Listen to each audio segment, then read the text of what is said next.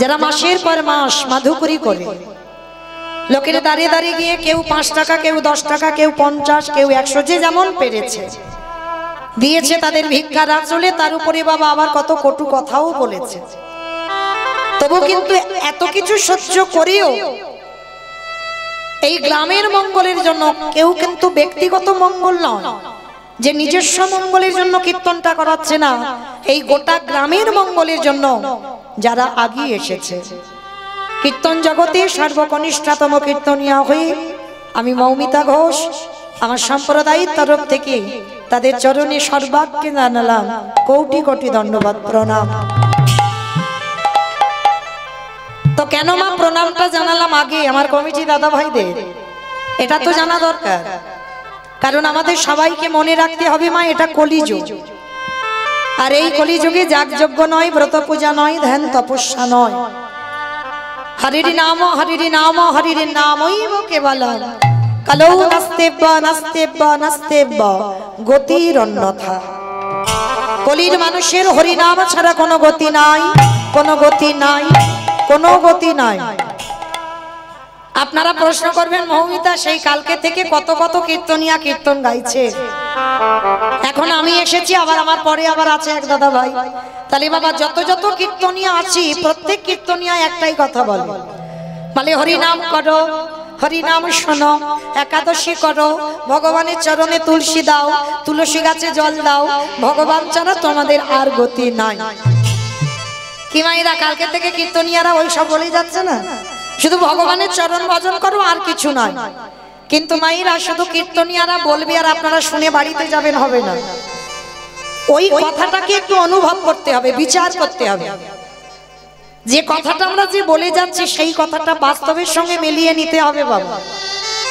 এই যে কীর্তনিয়ারা বলছে হরিনাম ছাড়া মানুষের গতি নাই, ভালো করে দেখেন তো বাবা, হরিনাম ছাড়া গতি আছে?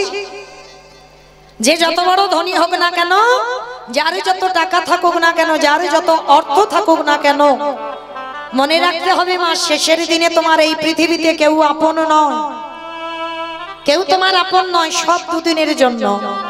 আজকের এসেছো যেমন একা, তোমাকে যেতে হবেও একা।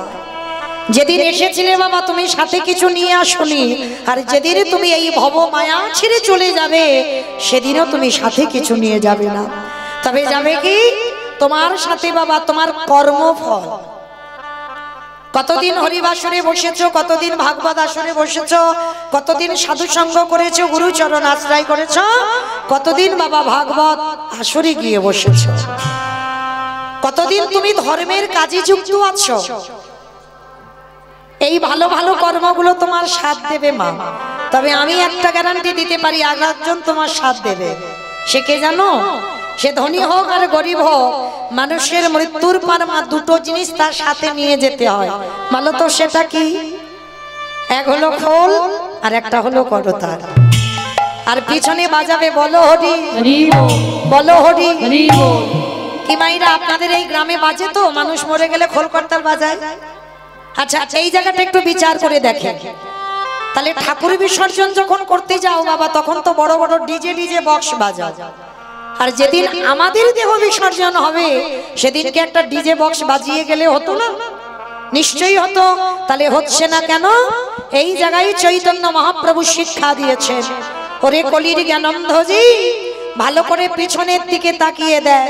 যেমন এসেছিস একা, যাচ্ছিস একা, সাথে যাচ্ছে কে? এই হরি নামে যাবে। আমাদের পচা দেখো দেখো যা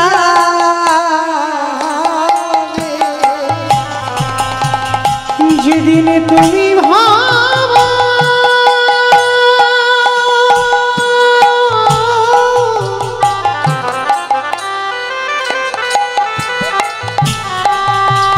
যেদিন তুমি ভাবো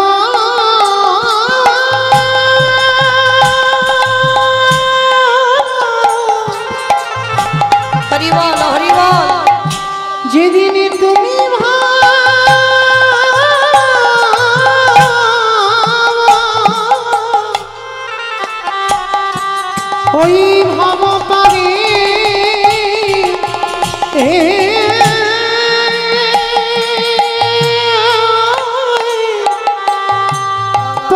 যাবে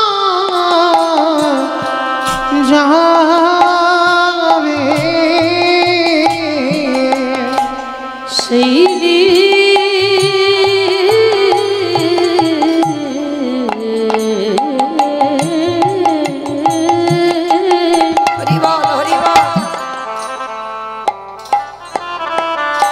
সেই দিনে নাম যাবে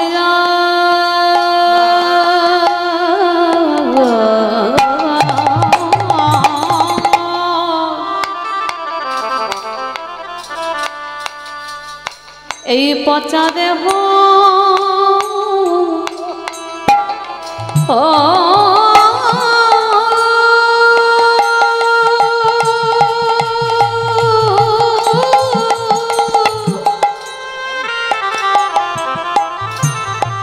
দেহ আস্তে তালে মাইরা ভগবানের চরণ ছাড়া এই জগতে তোমার আপন আর কেউ নয়। যত বলুক না কেন আমি তোমায় এত এত ভালোবাসি, কেউ তোমায় ভালোবাসে না। সব স্বার্থের ভালোবাসা, তুমি দাও তোমায় ভালোবাসবে। আর যেদিন তুমি সংসারে দাবাটা বন্ধ করে দিতে পারবি সেদিন লাথি ঝাঁটা মেরে দূর দূর করে তাড়িয়ে দেবে। এটাই হলো সংসার। একজনই তোমার সব থেকে বেশি ভালোবাসে, যিনি হলেন বিশ্বের স্রষ্টা মালিক ভগবান। আর ভগবানের থেকে তোমায় কেউ কোনোদিন ভালোবাসবে না। তো চলেন মায়েরা, সেই ভগবানের চরণ আজকের আমরা আশ্রয় করি। আজকের আমরা সবাই একত্রিত হয়ে চলে যাব একটুখানির জন্য শ্রীধাম নদিয়া নবদ্বীপ ধাম। কারণ মায়েরা কীর্তনের যে যতই করি না কেন লীলা কীর্তন, কীর্তনের তো একটা ধারা থাকবেই বাবা। কারণ কীর্তন গাইতে গেলে আমাদের একটা ধারা অনুযায়ী যেতে হবে। যে হঠাৎ করে বাবা লীলা গাইব হবে না, কীর্তনের প্রারম্ভে আমার চৈতন্য মহাপ্রভুকে ডাকতেই হবে। কারণ চৈতন্য চরিতামৃত গ্রন্থে কবিরাজ গোস্বামীপাদ লিখেছেন, সংকীর্তন পিতা শ্রীকৃষ্ণ চৈতন্য, সংকীর্তন যজ্ঞে তারে যেই ভজে সেই বড় ধন্য। সত্যতে নারায়ণ, ত্রেতাতে রাম, দাপরে কৃষ্ণ, কলিতে হলো গৌরাঙ্গ। চার যুগে ভগবান চার ভাবে অবতীর্ণ হয়েছেন। কিন্তু মাইরা এই যে চার ভাবে এলেন, মনে রাখতে হবে যার ডাকে এসেছিল তিনি কোনো সাধারণ ব্যক্তি ছিল না। তিনি ছিলেন শান্তিপুরের মাটিতে বুড়ো অদ্বৈত আচার্য গোসাই। বাবা ঠাকুর এই অদ্বৈত আচার্য চেনেন তো? যেন ভাবেন না আপনাদের গ্রামে কেউ। পঞ্চতত্ত্ব ছবি যারা দেখেছেন, মানে পঞ্চতত্ত্ব ছবি মানে বুঝতে পারছেন তো, যে পাঁচজনে একেবারে হাত তুলে দাঁড়িয়ে আছে। শ্রীকৃষ্ণ চৈতন্য প্রভু নিত্যানন্দ, শ্রী অদ্বৈত গদাধর শিবাসাদি গৌর ভক্তবৃন্দ। একটা বাচ্চাকে জিজ্ঞাসা করবে, সে বলে দেবে মাঝখানে যে দাঁড়িয়ে আছে আমার কলিযুগের ভগবান। আর ওই ছেলেটার ডান দিকে দেখবেন একটা বয়স্ক লোক দাঁড়িয়ে আছে, মানে মুখে চুলগোল দাড়িগুলো বাবা সব পেকে সাদা। ইনি হলেন বুড়ো অদ্বৈত আচার্য গোসাই। আর চুলগোল দাড়িগুলো পাকলো কেন? কারণ আমার মহাপ্রভুর থেকে 52 বছরের বড়, মানে এক দুদিনের বড় নয়, 52 বছরের বড়। তা যিনি 52 বছরের বড় হবে বাবা, তার তো চুলগোপ দাড়িগুলো পেকে সাদা হবে। তো ওনারই ডাকে কিন্তু কৃষ্ণ গৌর হয়ে এসেছিল। কিন্তু এখানে মা একটা প্রশ্ন রয়ে যায়, জগতে ভক্তের অভাব নেই বাবা, হাজার হাজার আছে, লাখ লাখ আছে, কোটি কোটি ভক্ত আছে।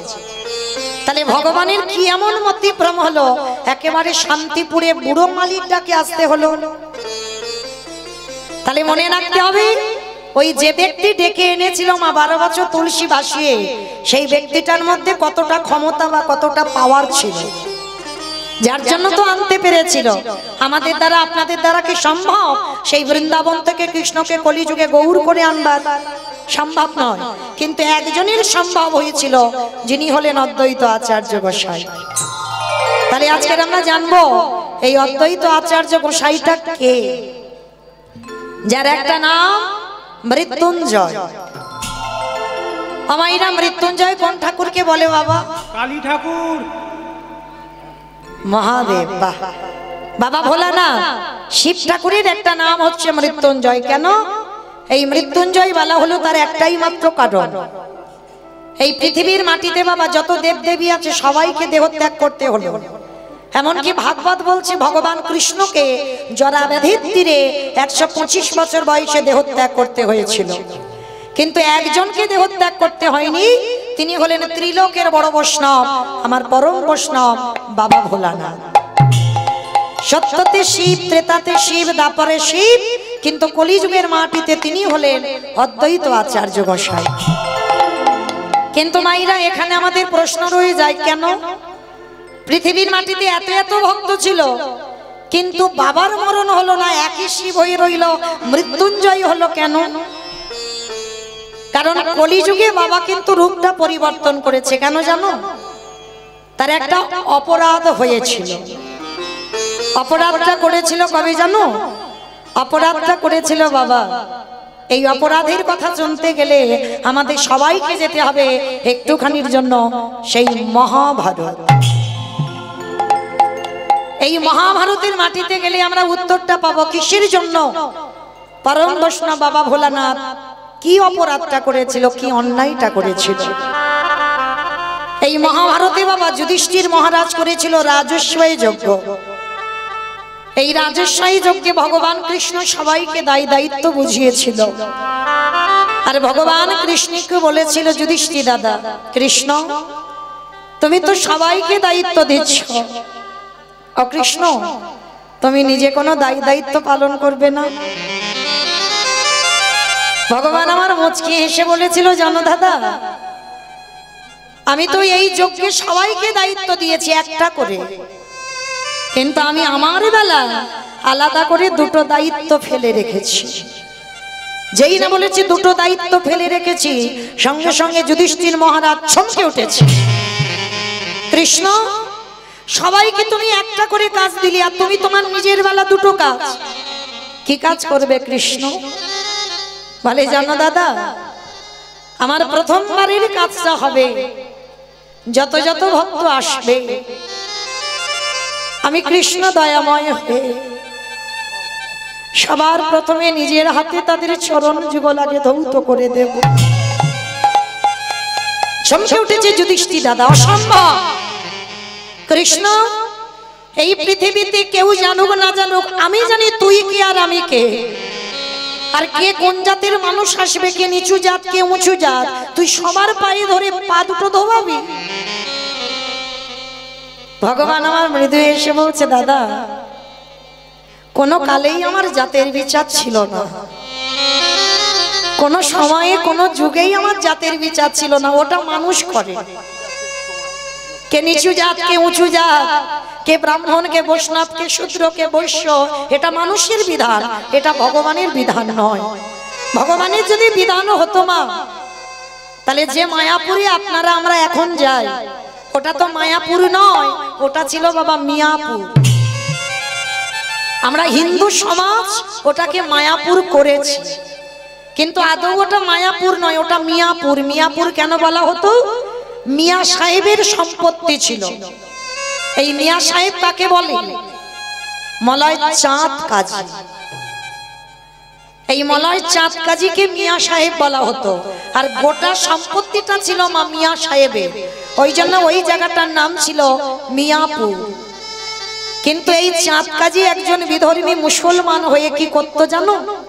যেখানে হিন্দুরা হরিনাম করত, যেখানে ভাগবত পাঠ হতো, সঙ্গে সঙ্গে কাজী সাহেব গিয়ে ওই হিন্দুদের খোল করতালগুলো ভেঙে গুড়িয়ে দিত, করতালগুলো সুরধ্বনি গঙ্গায় ফেলে দিত, আর লাঠি দিয়ে বড় বড় অস্ত্র দিয়ে ওই মাটির খোলগুলো ভেঙে চৌচির করে দিত।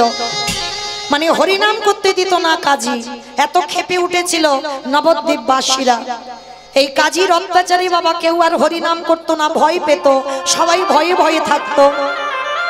একদিন সমস্ত ভক্তরা নিমাইয়ের কাছে গিয়ে নালিশ জানালো, নিমাই নিমাই তুমি দেখতে পাচ্ছ না, তুমি কি শুনতে পাচ্ছ না, আমরা হরি নাম করি, আমরা কৃষ্ণ নাম করি, আমরা তো কারোর ক্ষতি করি না, তাহলে এটা কি আমাদের অন্যায়? কিন্তু ওই কাজী সাহেব আমাদের খোল করতাল ভেঙে দেয়, আমাদের হরি নামে বাধা দেয়। বলো না নিমাই তুমি কি এর একটা বিহিত করবে না? নিমাই বলেছিল, বেশ তোমরা চলে যাও, আমি দেখছি কি করা যায়। যে যার ঘরে চলে গেল। কাজী সাহেব রাত্রিবেলা বাড়িতে ঘুমিয়েছে পালঙ্কে, ভগবান ভোরের বেলা দেহটা মানুষ আর মুখটা পশুর মতো। আমার কোন ঠাকুর গো? গণেশ ঠাকুর। গণেশ ঠাকুর, নৃসিংহদেব। দেহটা মানুষ আর মুখটা পশুর মতো, ওই রূপটা ধরে কাজী সাহেবের বুকের উপরে চড়ে বসেছে। আর কাজী সাহেবের বুকের উপরে চড়ে বসে বলে বলেন, অপদার্থ, তোর এত বড় স্পর্ধা, তোর এত বড় সাহস, তুই ওই আমার ভক্তদের হরি নামে বাধা দিস। আর এই পৃথিবীতে যারা যারা হরি নামে বাধা দেয়, যারা কৃষ্ণ নামে বাধা দেয়, আমি তাদের ছেড়ে দিই না। শোনো কাজী, আজকের আমি তোমাকে আদেশ দিয়ে গেলাম, আজকের থেকে ঠিক এই রকম দিনে 1 মাস পর আমি নিজের হাতে তোমার প্রাণ নিতে আসব। স্বপ্নটা যেই না কাজী দেখেছে, দেখার মাত্র বাবা ভোরের বেলা ছুটতে ছুটতে একেবারে কাজী নিমাইয়ের চরণে গিয়ে আছাড় খেয়ে পড়ল। যেই না নিমাইয়ের চরণে পড়েছে, নিমাই বলছে, কি এ কি এমন করে আমায় পায়ে পড়ছো কেন? নিমা সম্পর্কে বাবা তুই আমার অন্য কেউ নয়। তুই হিন্দু হতে পারিস, আমি মুসলমান হতে পারি, তবে শোন, আজকে থেকে আমি কথা দিলাম বাবা, হরি নামে আর কোনোদিন আমি বাধা দেব না, আমি কৃষ্ণ নামে কোনোদিন বাধা দেব না। কিন্তু আমাকে বলে গেল 1 মাস পরে আমার প্রাণ নিতে আসবে। আমি কথা দিচ্ছি, আজকে থেকে তোর এই হরি নামে আমি নিজেই যোগ দেব। তা যেই না কাজী হিন্দুদের হরি নামে যোগ দিল, মুসলমান সমাজ খেপে উঠেছিল। বলল, কাজী তুমি একজন মুসলমান হয়ে যখন হিন্দুদের হরি নামে যোগদান করলে, তাহলে শোনো কাজী, আমরা সবাই মিলে তোমাকে এক ঘরে করে দিলাম। শুধু এক ঘরে নয়, তোমার মৃত্যুর পর তোমার দেহটাকে কেউ আমরা কবর দিতে যাব না। তোমার মৃত্যুর সময় তোমার মুখে আমরা কেউ একটু জলও দেব না। কাজী ছুটে গেল নিমাইয়ের চরণে। নিমাই, শুনেছিস বাবা, তোর হরি নাম ভালোবাসলাম বলে আমার সমাজ আমাকে এক ঘরে করে দিল, বলল আমার মৃত্যুর পর আমাকে কেউ কবর দিতে যাবে না। বললাম নিমাই, আমার মৃত্যুর সময় আমি ছটফট করব, কেউ আমায় একটু জল দেবে না তোর হরি নাম ভালোবাসলাম বলে? ভগবান আমার মৃদু হেসে বললেন, কাজী যে আমারে চাই তারে আমি চাই, যে আমারে না চাই তারে আমি না চাই। তবে তুমি যখন আমারে চেয়েছো, দরকার নেই। কি দরকার আছে মা? এই আমাদের মতো মূর্খ ভক্তরা আমরা কি বলি জানো? বলে টাকা পয়সা ব্যাংকে জমিয়ে রাখতে হবে, যেদিন হাতগত চলবে না সেদিন নাকি ওই টাকা পয়সা দেখবে। কি গো, তাই তো বলি তো সবাই, টাকা পয়সা জমাতে হবে। আবার অনেকে বলি যে একটা সন্তানের দরকার, কেন? শেষের দিনে আমার একটু ভাত কাপড় দিতে পারবে তো। কি গো মায়েরা, এখনকার যুগ যা পড়েছে, আশা করো যে ছেলের কাছে ভাত পাবে। হরি বল। এসেছো একা, যাবে একা, কেউ তোমার নয়। যতদিন তোমার এই দেহটা চলবে ততদিন তোমাকে ভালোবাসবে। যতদিন তুমি সংসারে হাত ভর্তি করে দিতে পারবে, এই সংসার ততদিন তোমায় ভালোবাসবে। আর যেদিন তুমি বিছানায় পড়ে যাবে, এই সংসার তোমার দিকে একবারও ঘুরে তাকাবে না। তাহলে কোন ভালোবাসার কথা বলছো? কোন টাকা পয়সার কথা বলছো? কোন ছেলে বউয়ের কথা বলছো? কি গো, অগ্রদ্বীপের মাটিতে তো গোবিন্দ ঘোষের স্ত্রী ছিল, পুত্র গোপীনাথ ছিল, ছিল না গোবিন্দ ঘোষের? সব তো ছিল, পরিবার ছিল। কিন্তু শেষের দিনে কি হলো? স্ত্রী মরে গেল গোবিন্দ ঘোষের আগে। গোবিন্দ ঘোষের আগে তার একমাত্র ছেলে ছোট্ট বাচ্চা গোপীনাথও চলে গেল। সেই যেমন তুমি এসেছিলে একা, তুমি হয়ে গেলে একা। তাহলে কে বলে শেষের দিনে সবাই তোমার দেখবার থাকে? কেউ থাকে না মা। দেখবে তো একজন, যিনি হলেন বিশ্বের স্রষ্টা মালিক ভগবান। যদি তাকে তুমি ডাকার মতো ডাকতে পারো, শেষের দিনেই ওই অর্জুনের সারথিতে ভগবান যেমন ঢাল হয়ে দাঁড়িয়ে আছে, দেখবেন ওই ঢালের মতো তোমার সামনেও ভগবান অর্জুনের রথে যেমন দাঁড়িয়েছিল, তোমার দেহ রথের সারথি হয়ে আমার কৃষ্ণ তোমার সম্মুখে দাঁড়িয়ে আছে।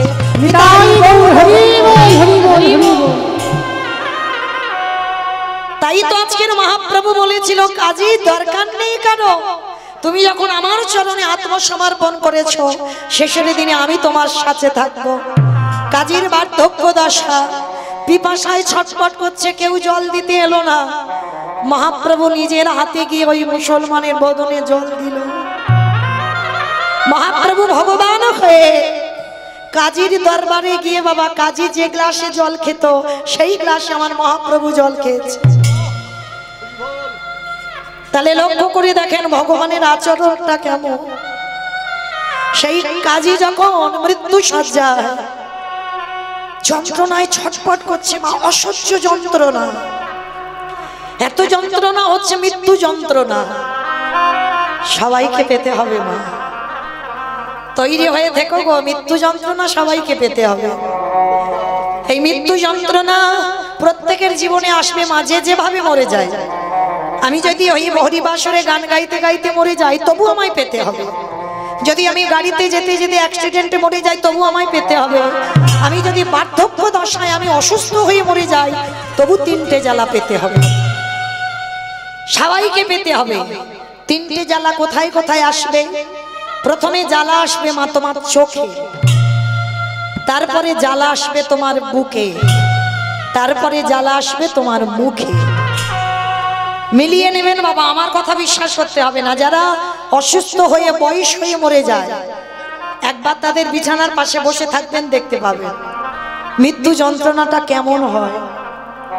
যে ব্যক্তি বয়স হয়ে মরে যাচ্ছে না, দেখবে বাবা তার ছেলে বউ নাতিপুতি সব ঘিরে বসে আছে, মানে খবর হয়ে গেছে বেশিক্ষণ আর বাঁচবে না, কারণ অনেকদিন খাওয়া তো ছেড়ে দিয়েছে, এবার মনে হয় ডাক এসে গেছে, সবাই ঘিরে বসে আছে। কিন্তু যে ব্যক্তি চলে যাচ্ছে বারবার বলছে আমার একটু বড় ছেলেটাকে ডেকে দেবে, আমার একটু ওই ছোট মেয়েটাকে ডেকে দেবে, আমার নাতিটাকে আমার কাছে একটু পাঠাবে। ভগবান তখন হাসে, হায় রে, যাওয়ার সময় হয়ে গেল, এখনো সেই ছেলে বউ নাতিপুতি করছিস, এখনো কি মনে হচ্ছে না যাওয়ার সময় একবার আমার চরণ দর্শন করে যা? বলে তো সবাই গেলি কৃষ্ণ দাস হব, হয়ে গেলি সবাই মায়ার দাস, তাহলে জগতে গিয়ে যখন আমায় ভুলে গেলি, প্রথমে তোর যন্ত্রণাটা আমি চোখেই দেব। দেখবেন বাবা, যে ব্যক্তি মরে যায় তার পাশে সবাই বসে আছে কিন্তু দেখতে পাচ্ছে না, চোখে আচ্ছা আচ্ছা দেখছে, মানে চোখ খোলা হয়ে গেছে। ভগবান পর্দাটা ফেলে দেয়, পর্দাটা ফেলে দিয়ে বলে, ওরে যে নয়নে সাধুগুরু বৈষ্ণবের চরণ দেখলি না, যে নয়নে কোনোদিন ভগবানের বিগ্রহ দর্শন করলি না, সারা জীবন এই নয়নে কত কু জিনিস দর্শন করলি, তাই প্রথমে তোর চোখটাকে আমি আগে কেড়ে নেব। চোখে পর্দা ফেলে দিল, আর কাউকে দেখতে পাচ্ছে না, চোখ তো ঘোলা হয়ে গেল। এই মানে মৃত্যুর সময় জন্তু দেশে বাবা বুকে চেপে ধরে, আর এমন বুকে চেপে ধরবে, তুমি যে কাউকে বলবে যে আমার বুকের যন্ত্রণা হচ্ছে, মৃত্যুর সময় তোমার মুখ দিয়ে কোনো আওয়াজ বেরোবে না, শুধু একটাই আওয়াজ বার হবে, আ আ, ওই আ শব্দটা বার হবে, কারণ কপ থুতু এসে তোমার গলাতে আটকে যাবে, তোমার বলবার ভাষা রাখবে না। ভগবান বলল, রে ওই হৃদয়ে যন্ত্রণা দিলাম একটাই কারণে, কোনদিন ওই হৃদয়ে সাধুগুরু বৈষ্ণবকে হৃদয়ে ধরলি না, কোনদিন ভক্ত আলিঙ্গন করলি না, তাই তো তোর হৃদয়ে যন্ত্রণাটা দিলাম। আর জিও ভাই, সারা জীবনে কুখাদ্য খেয়ে গেলি, সারা জীবন কু কথা বলে গেলি, কুসঙ্গ করে গেলি, সারা দিনের মধ্যে তুই এই জিওবাতে হরি নাম বললি না।